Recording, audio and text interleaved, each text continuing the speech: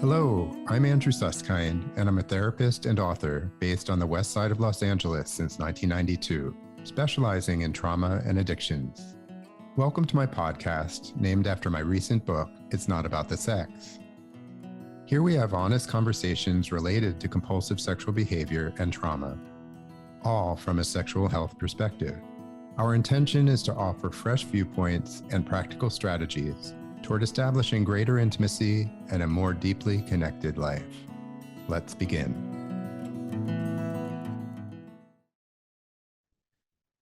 Dr. Martha Koo is board certified in psychiatry and addiction medicine and is CIIS certified in psychedelic assisted therapy.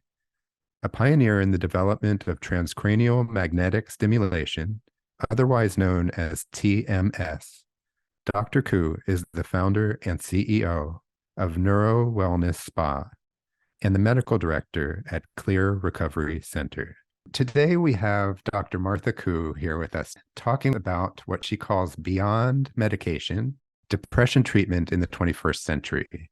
And as a clinician, I am really interested in today's topic because depression is so insidious and is so pandemic, really.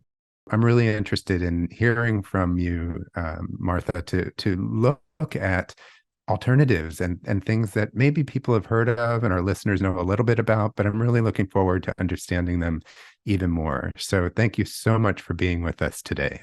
Well, thank you, Andrew. I'm really happy to be here. I appreciate the invitation and very excited to talk about alternative therapies for depression beyond medication.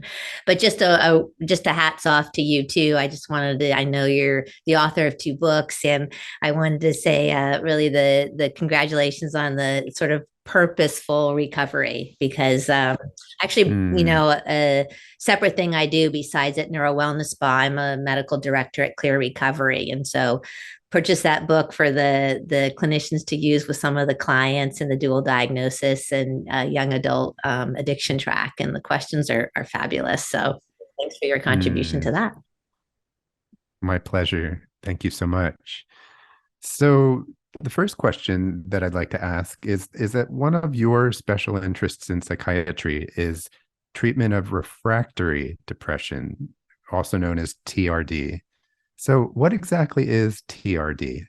Great question. Thank you. And I love how the nomenclature has actually been changing for us. You know, we used to say treatment resistant depression, which I think had a negative connotation for patients as if they were resistant to treatment. And then we've moved to sort of treatment refractory depression, which just really means in a nutshell, depression that is not responsive to one or two trials of antidepressant medication along with a evidence-based therapy. We're actually starting to even move in the nomenclature to say difficult to treat depression because I think, and you'll hear some of the treatments we have now are more efficacious, but we really don't want patients to think that their illness is refractory to treatment. So it's just sort of a cool historical notion to realize, treatment resistant to treatment refractory, now difficult to treat. But in essence, there's no one set definition for TRD, treatment refractory depression. Most clinicians will consider that if an individual with a major depressive disorder has not obtained remission with two antidepressant trials from different classes of like a serotonin agent and maybe a dopaminergic agent, if they haven't achieved remission, then we would call their depression a treatment refractory depression. So along those lines, what treatments have you found to be the best for your patients with TRD? Well, hands down, transcranial magnetic stimulation is a treatment that I've been offering since 2009. And as you mentioned at the start of the podcast, depression is so prevalent. It's very high, morbidity with depression. And so many people still don't know about TMS, which is short for transcranial magnetic stimulation. So TMS was actually FDA approved in 2008, believe it or not. So it's been around Hmm. for 14 years. And yes, many patients, families, and clinicians alike are not familiar with it. TMS as a technique has been around since the 1980s. So we originally used TMS for brain mapping purposes and to understand sort of what parts of the brain affected what parts of the body. But in essence, what TMS is, it uses a high intensity magnet, and we can focally target specific neurocircuits in the brain and get them to function. So in a quick way, what I like to tell patients sometimes is like physical therapy for the brain, right? So we've moved from depression being a problem with neurotransmitters to depression being a problem with how a certain neurocircuit's firing. And we know enough in neuroscience to identify exactly what neurocircuit that is. To now, actually, we've moved into sort of broader connectivity issues. So we know the brain is a bunch of circuits communicating with each other. But TMS as a strategy is we use a coil and we focally target the specific neurocircuitry in the brain where the neurons just are, we could say they're not firing or not communicating well. And we get them to be back and robust. And that is actually what treats the depression. I don't know if you want me to describe a little bit what the process is like. Absolutely. I was just going to ask, I think it's so fascinating, and yet so many people don't know about it. So if you could walk us through what that actually looks like if a patient came in and said, I'm ready for TMS. Let me start. Perfect. So I'll even maybe pull it back. A patient may come in and say, I have, we diagnose them, they have depression. The FDA indication for TMS is failing one medication trial. So only one. Now, it's actually covered by the vast majority of insurances. So I should add that. That's important to know. This is not a cash pay procedure. It's on insurances. Insurances haven't quite caught up with the FDA approval, right? Which is typical. But several insurances only are two medication trial failures. Right. And a failure can be that they didn't achieve remission. It also could be that they didn't tolerate the medication. Some insurances require Mm. four. So patient comes in, they have the consult, we verify the diagnosis. They say, well, I've failed, I was on Zoloft at 100 milligrams for 3 months and my depression is not any better. And then maybe I've tried Wellbutrin for a month. Great, you're an excellent TMS candidate.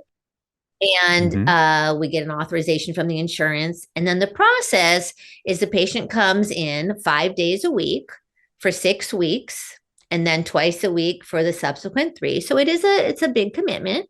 It's a 9 week Mm. process. They Hmm. but there's no, the beauty about TMS is we're not putting anything in the body, right? There's nothing, so there's really no side effects. Initially, sometimes a few people can get a headache, um, but in essence, there's nothing that we get with medications. No sexual side effects, no weight gain, no dry mouth, no cognitive issues. So they'll come in and you sit in a chair, which looks a little bit like a dental chair, and you're fully alert and awake. There's no anesthesia that happens. There's no cognitive impairment. People drive themselves to and from the procedure. That doesn't, they can come at a lunch break from work, right? Or they can come right before school. It doesn't have any impact on their functioning throughout the day. And they'll sit in the chair and we calibrate the device to their individual head first, right? And so we need to know where on their head to treat. And the way we do that is we it's called a motor threshold determination. So we find the exact spot on their head where we get movement of the thumb in the opposite hand. And the amount of energy it takes to have that movement would sort of be their dosing. The device itself moves the coil forward to the target that we're treating. And then we just start the process, dosing it based on their MT. It feels so you have a coil placed. It's sort of like left part of your forehead, and you feel a tapping on your head. Um, I would say it's a little uncomfortable at first. Nobody's ever quit because of any tolerability. We set it low and move up, and you become tolerant to it very quickly by the end of even the first session. And you feel a tapping on your head. The treatment's about 20 minutes in length. The tapping is intermittent though. It's not the whole time. And during that time, even at Neuro Wellness Spa, we have the tech in there, and we're doing sort of a clinical initiative. So the patient's not just sitting there having this; they're talking about psychoeducation or nutrition or exercise or socialization or spirituality. So we add that component. But if somebody wants to sit and meditate, if they want to watch TV, like that's totally fine too. So they're in and out. They do 5 days a week for 6 weeks. Most people are feeling substantially better at the end of 2 weeks, so after 10 sessions. So it also works much faster than medication. So how does that work when someone is told that they're going to be coming in 5 days a week for 6 weeks? What are the general responses that you get? How many people stick with it? How many people don't? How does that work? Yeah, another great question. You'd be surprised, like that, like because we say at the beginning, and most people have your question, like, "Wow, that seems like a lot." We just looked at this data. Actually, 93% of our patients complete the whole treatment, right? We have it's very rare. People actually, I will tell you, when they leave NeuroWell Spa at the end, they're sad to leave. I think because it's the setting is beautiful. It's obviously very Mm, spa like. There's a lot of therapy that goes on, but we don't have issues in terms of the commitment at all. And I think it's really, you have to understand these people are coming in and they're depressed, and they've failed a medication already, or they failed therapy, and so it's less time than a therapy session. It's our sites are geographically obviously easy and accessible, and so I think that makes it convenient for patients. And then we can work around if somebody has to travel for work for a week. It doesn't interrupt the efficacy of the mm. treatment. So we have really good attendance. We have really good completion rates, and people really don't get afraid of making that Mm. commitment. So if I'm hearing you correctly, folks who come in for this treatment are really motivated. Yeah, Absolutely. that's great. Absolutely. And where are your sites Yeah. exactly? We have Uh-huh. several sites. So we have Manhattan Beach, North Torrance, South Torrance, Santa Monica, and Beverly Hills. And we're going to be opening in Westlake Village in January of 2023. Wonderful. So all Los Angeles based. Yes, yes. We're all sort of South Bay, and we've sort of been moving north. Wonderful. That's great. And of course that makes it more accessible to more people. So that's Yes, terrific. yes, Uh, so absolutely. how did this all begin for you? I mean, when did you start offering TMS to your patients, and what was the original reason that got you involved with TMS? Yeah, also a really good question. I love your questions. So interesting. I went to UCLA for medical school and residency, and when I graduated, I then went to go ahead and do psychoanalytic training. So while I was doing psychoanalytic training and I was sort of hanging my shingle for my private practice, I had to make some money. So I was working in the outpatient ECT clinic at Mm, UCLA. And at that time, this was a long time ago, right? 1996, they were talking about using magnetic energy to sort of achieve hopefully the same thing we do with ECT. The ECT is still a very effective treatment. That's electroconvulsive therapy, but it requires general anesthesia 3 times a week. It has a significant amount of cognitive impairment for the time of the mhm, treatment. And so I had just tweaked my mind. I've always been very interested in the mind as well as the brain, and so the neuroscience behind mental health issues has always been fascinating to me, and a big interest. And so I just sort of registered that and had been following the literature. And in 2008, when Neurostar, that was the first device, came out with the FDA mm, approval for TMS, I jumped on it. At that point, right, I'd been treating patients for many years with what I consider good pharmacotherapy, what we had, as well as depth mhm. therapy, psychotherapy, and I still had some people that weren't better, and I wanted another tool in my toolbox, right, to offer. And so I opened at that time, it was called South Bay TMS. And so I opened in April of 2009. So I was a very, very early adopter of TMS. And at that time, it was pretty much a cash pay model. Insurances started to get on it pretty much 2016, 17. And that's when then we were rebranded to Neuro Wellness Spa. So I really just looked at it as another really, efficacious treatment we could have for patients with depression who don't respond to, therapy and medication. And there's a lot of people out there that don't get into remission. My goal really, with Neuro Wellness Spa, and our goal there, it's a whole company with many people. It's really, we strongly believe that, wellness isn't just the absence of illness, right? It's more than that. And especially not partially treated illness. And I think the sad thing for me with depression is a lot of people are walking around better. They're better when they've gone to their therapy or their medication, but they're not in remission. And then beyond remission, having a very fulfilling life. And I think that those are all really important. And I see a lot of patients, I think, partially treated. And it's just when you see a depressed patient go through TMS and how they pop out, it's unbelievable. Like you won't, I think even patients, and I'm sure you've been doing therapy for a long time. You see these patients, you lose perspective. And some people, they've been depressed since high school or college. And so when they're better, but they don't even realize what true remission feels like, or remission without a medication side effect, which is also, right? People are better, but they're struggling with something, right? And I think sexual side effect, SSRIs are so common, and that's the biggest thing. And so, yeah, I'm better and I can't, right? I'm don't have a really fulfilled sexual life. Like, to me, that's a problem. It's an important part of life. That is just incredible with TMS. So it's sort of hard to describe in words, but when you have a patient that goes through it, it's palpable, the difference.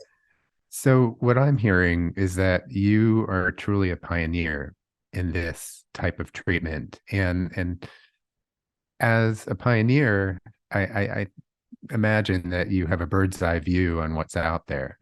And one of the questions I wonder about is, what would the average person interested in TMS look for in a provider? Yes, really good. I think several things.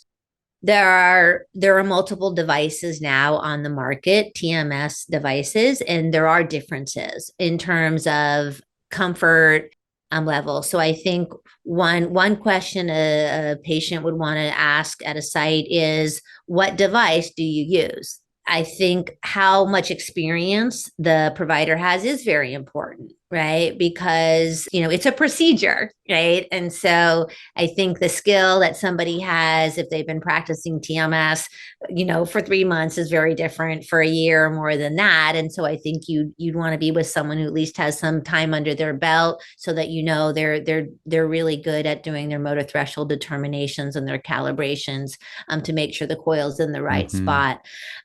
I think that you want to understand the TMS protocol that they use in the coil. So, I sort of gave you a brief summary, but there are, differences. Like, we have a specific OCD coil when we treat OCD.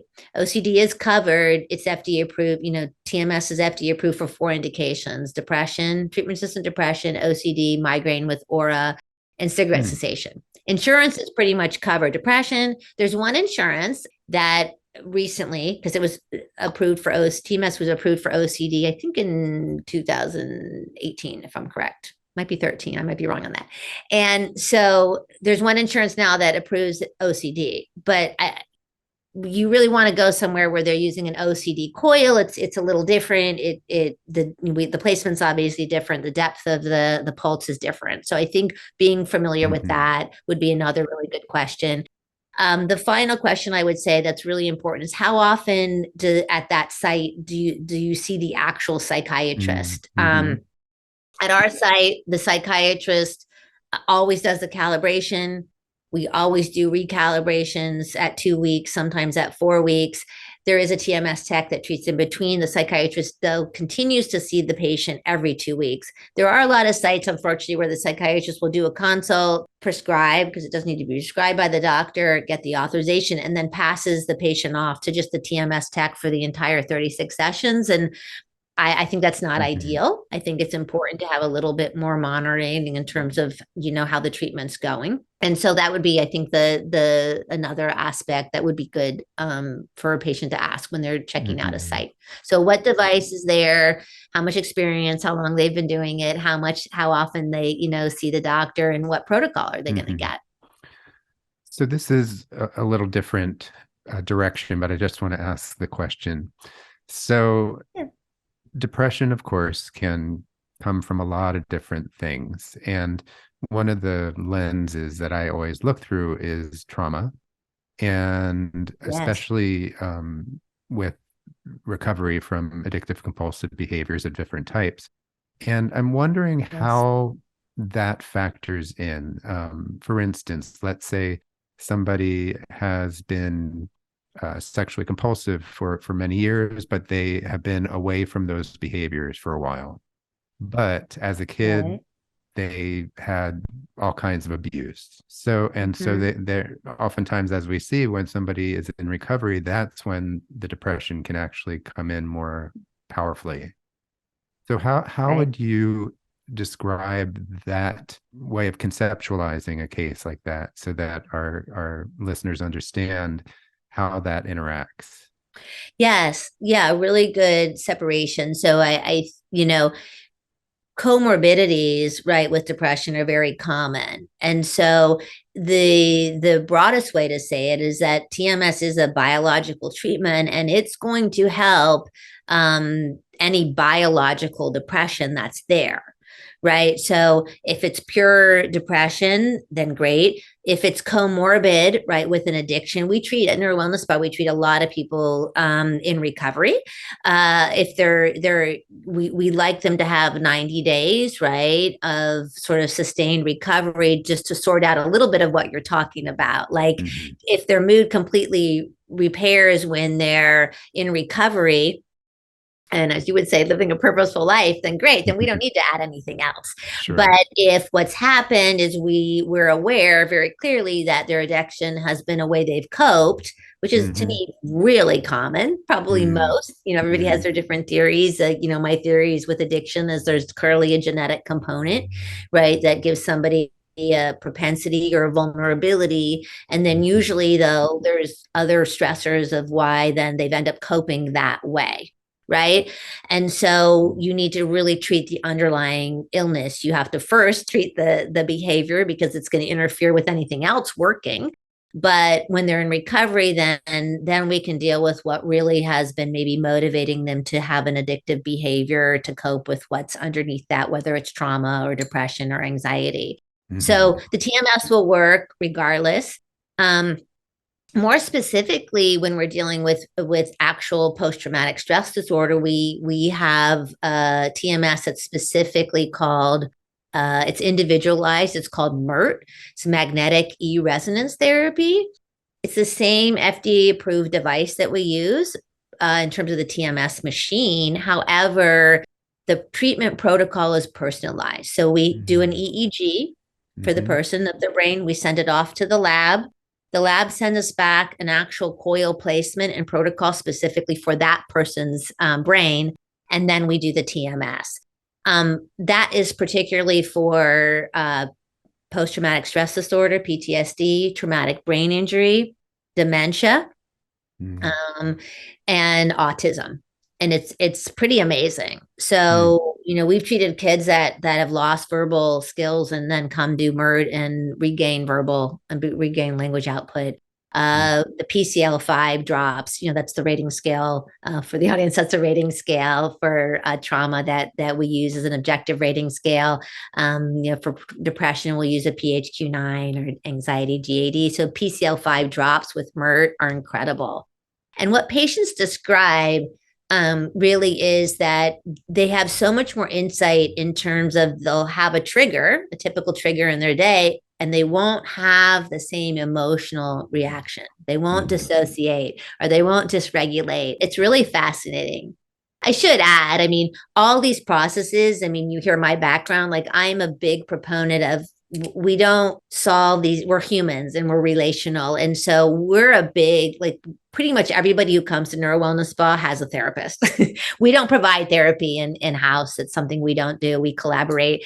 But I'm a firm believer that it's not, there's not just going to be a biological fix. You're not just going to take a pill, or you're not just going to do TMS. Right. Because even if even it can be a simple, not this isn't simple, I shouldn't say the word simple, but it can be a process as I've been depressed for 10 years and all of a sudden I'm not depressed. Like that can be really scary for people. Right. And to have the therapy to help them cope with, okay, now they want to engage, or now they want to be in relationships, or they're going to start a new job. Or what are my likes? What do I even like? Right. And that's something that has to happen in therapy. The TMS isn't going to give them that. And so I think I just wanted to make that caveat, because when we use the MERT for PTSD, it's really important that these individuals are also doing their trauma therapy work to support the process. Right. And as always, it does take a village. It takes a village. Totally agree. You've talked about TMS. You've talked a little bit about ECT. So other than TMS, ECT, and antidepressants, what other depression treatments are there out there? So we also do IV ketamine therapy. Ketamine is an FDA approved actually anesthetic, right? That has been discovered to have really pretty rapid and robust antidepressant efficacy. And an intravenous, that means it's through a needle in the arm. And so we offer IV ketamine therapy, also really good results. Ideally, I think TMS is a really good first line way to go, because like you say, it's non-invasive, right? It takes 20 minutes or 30 minutes in and out. You drive yourself to and fro. IV ketamine therapy works well, but it's considered an anesthetic. So you can't drive yourself right after the procedure. You really can't go right back to work or school. It sort of interrupts your routine. You're in the office a good hour and 15 minutes or a half, because and then you have the process, but it's really valuable. I think we see great results with IV ketamine therapy for acute suicidality. So sometimes there's an opportunity to do 1 or 2 infusions while we're waiting for a TMS authorization to get them. They won't be non-depressed after that, but they will usually not be suicidal. And then we can do the TMS. TMS doesn't work for everybody. It's it's about 20% of people that it's not efficacious for. And so if somebody does a round of TMS and they're not in remission, then sometimes doing some IV ketamine therapy can be helpful for that too. And then I do think the IV ketamine therapy for somebody who has a chronic pain condition, and there's a big sense that their depression is very comorbid with their pain, then the IV ketamine therapy actually works really well. And I would say that would be a population where the outcomes are better than with TMS, because I think the IV ketamine therapy also helps actually with the pain management. So it's another really good alternative treatment outside of the therapy and the medications or ECT or TMS. So there's the IV ketamine. So if I'm hearing you correctly, you can mix and match a bit as needed. Absolutely. Absolutely. And I assume that's really the doctor's call, that you would determine how that would be customized for each patient. Yes. Yeah. And like I say, there's certain things, I think, like depression with pain, if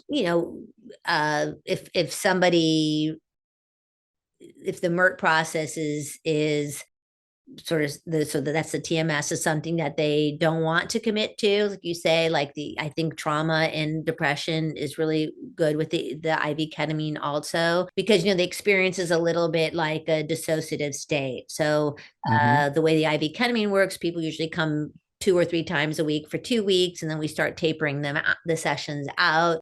And like I said, it's an infusion, and you come in and we work with an intention before. And then the patient comes in and wears an eye mask, and the nurse is there the entire time. And the infusion is a 40-minute infusion, and it is a little bit like a dreamlike state. And for me, the important part of the process is what happens in that state. They have they have music playing. We have specific Mm-hmm. soundtracks for the IV ketamine process, Mm-hmm. and they'll have imagery and feelings and just sort of like a dreamlike state that comes up. And then the important thing is in the therapy to be doing the integration therapy. So talking to the patient Mm-hmm. after and what came up for you and putting meaning on that. And that to me is what I Mm-hmm. think is therapeutic. I think the ketamine we Mm-hmm. know does something because there's Spravato, which is the nasal FDA approved, which is different from the IV. But I feel the true therapeutic impact of the ketamine is actually that process, that experiential process, Mm-hmm. and then how that is worked on in therapy. And patients will describe that same thing. So trauma patients will describe a little bit of a re-experiencing of aspects of the trauma, but with a little distance. So once again, it's not Mm-hmm. disruptive, it's not just regulating. Or the IV ketamine, we've had a lot of success with eating disorder patients, Hmm. because often they don't want to take medications. They're afraid of weight gain. Their personalities. They don't necessarily want to put something in their body. I mean, ketamine's in, but it's in and out. But I think the aspect of having a little bit of an out of body, a little bit of a separate feeling, and being open to that and open to a different perspective, I think helps them actually in really the part of an eating disorder that we look at. Like, I'm more than my body, and let me get a different perspective Mm-hmm. on sort of life and outlook, and that's a little bit Mm-hmm. that perspective shift is what happens with the IV ketamine. Mm-hmm. And I just want to highlight, I'm glad you said this, Martha, that the integration process is essential. Crucial. And I don't know if everyone listening realizes that there's so many different options for psychedelic assisted therapies and what you're describing with the ketamine, that unless there's a safe landing place where this can be fully processed and integrated in a way that is not just an isolated finite experience. You are so on point. And I think I referenced that because I think I can tell like you feel the same way I do with this. It's sad. I've had many patients come to me after they've gone and done ayahuasca, let's just say, or a psilocybin Right. retreat. And I do think the psychedelics are going to have a wonderful impact on mental wellness in the future, but I think it has to be done right. And so we've had these patients Mm-hmm. come where they've just gone on these retreats and then just been dumped back and, Yeah. are really unraveled. And I think that there needs to be a lot more psychoeducation out there about preparing people before they do any experience like that. And then having them, like you say, have a safe place to come back to Mm-hmm. integrate the process and keep and work through what's happened. And I think that there's a lot of misunderstanding out there, particularly with the psychedelics, that, oh, I can just go, Mm-hmm. and even we saw it with ketamine, right? Like organizations Mm-hmm. sending ketamine at home and people just do and lodge Right. in, and that's to me not the therapeutic aspect of it. Right. Right. So my final question is this. If you had a crystal ball, what are your hopes for depression treatment in the future? Oh wow, I want so many things. Well, what I would love, and I don't know if we'll ever get here, but if I could wave a magic wand, it would be so lovely if we could get to the point in our scientific knowledge where a patient comes in with depression and we could identify what treatment will work for them. At this point, depression is still it's a little bit of a guinea pig phenomenon, right? We try this medication, we try that. If that doesn't work, then we go to maybe TMS. It doesn't work, maybe we go to IV ketamine or ECT. And so I think ideally people could come in, we could get a blood draw, or we could do a brain scan, and we could say, hey, you should go right to TMS or you should go right to ECT. That would be lovely. If I had a crystal ball, we would also do better with prevention, right? I always, it's so interesting, the like mental health versus physical health. We do a lot of prevention and we talk about it now more, but ideally you'd want to prevent things. And now the way it is now, the way insurance covers, insurance doesn't pay for mental wellness. somebody has to get sick, so they have to come to us for treatment, and then insurance will pay. And I think that's unfortunate. So my crystal ball in the future, we have insurance companies paying for mental wellness so that people don't have to get sick and get treated at all. And then, yeah, beyond that, I think it would be lovely to have the more personalized medicine. There's pharmacokinetic guided therapy. So we do some of that. You can do the test and look at medications that are more likely to be effective. I think if we honed in on that, that would be better. So more precision, personalized medicine, I think, is a way to go. And I think we're lumpers, right? We've been lumpers like with depression. And I think depression, it has many forms, which you referenced in terms of etiologies, and it also presents very different in different individuals. And I think when we can be more splitters and have a more nuanced sense of, like if it's Martha, what is depression to you? How does it present and what treatment you need? Wow, we'll be doing pretty great. That's for sure. I am just so pleased to have you here today, Martha. You and I have both been in the field a long time, and there've been a lot of changes in the last few decades. And I really hope, as you just mentioned, that a few decades from now, we'll be having a very different conversation about this. And I just want to let our listeners know that TMS is not something that a lot of people know about. And I'm one of those people. I'm learning with Martha today about the benefits and how this can be a resource for so many folks who suffer. So once again, Martha, thank you so much for being here today with us. It was great to meet you and get to know you and understand more about these possibilities beyond medication. Oh, you're most welcome. And really, thank you very much. Thank you for all the work you do for individuals out there. And yeah, let's set a date in 20 years and hopefully we'll have a lot of new things to talk about. That would be fabulous. It's a date, Martha. Good. All right. You take good care. Bye-bye. Thanks so much for listening today. It was terrific sharing the time with my colleague, Dr. Martha Koo, and discussing this really significant, cutting-edge topic. She can be reached through her website at info@neurowellnessspa.com. I'll spell that out for you. NEUROWELLNESSSPA.com. info@neurowellnessspa.com. And if you're so inclined, please give us a 5-star rating and be sure to subscribe and share my podcast with those who may benefit. I look forward to you joining us the next time. And don't forget to stay connected.